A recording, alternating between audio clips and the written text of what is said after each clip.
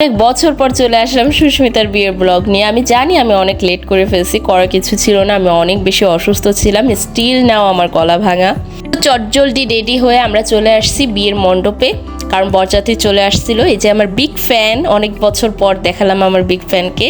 এই যে আমাদের সুস্মিতা, এত সুন্দর প্রতিমার মতো ওকে লাগতেছিল, আমি কি বলবো। এই যে এরপরে আমি চলে আসলাম। আমি ঢং না করলে হয় বিয়ে বাড়িতে।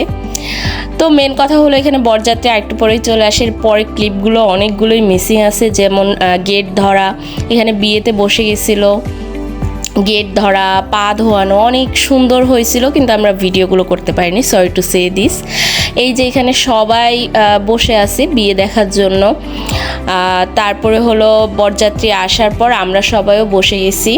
এই যে আমার বান্ধবীগণ, এখানে আমার একটা ছোট বোন আছে। এই যে ছোট বোন পার্লার থেকে সেজেছে এবং আমি নিজে সেজেছি। সবাই একটু বলবেন কমেন্ট করে কোনো পার্থক্য আছে কি না। এই যে আমাদের সুন্দর কিউট জামাইবাবু, এই যে সুস্মিতা চলে আসছে, এখন ওদের শুভ দৃষ্টি হবে। তারপর এখানে সম্প্রদানের পর্ব চলে আসলো।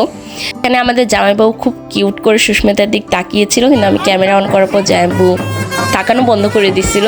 এখানে 7 পাক ঘোরা হচ্ছে, আমরা সবাই নাচানাচি করে ঘুরছি ওর সাথে।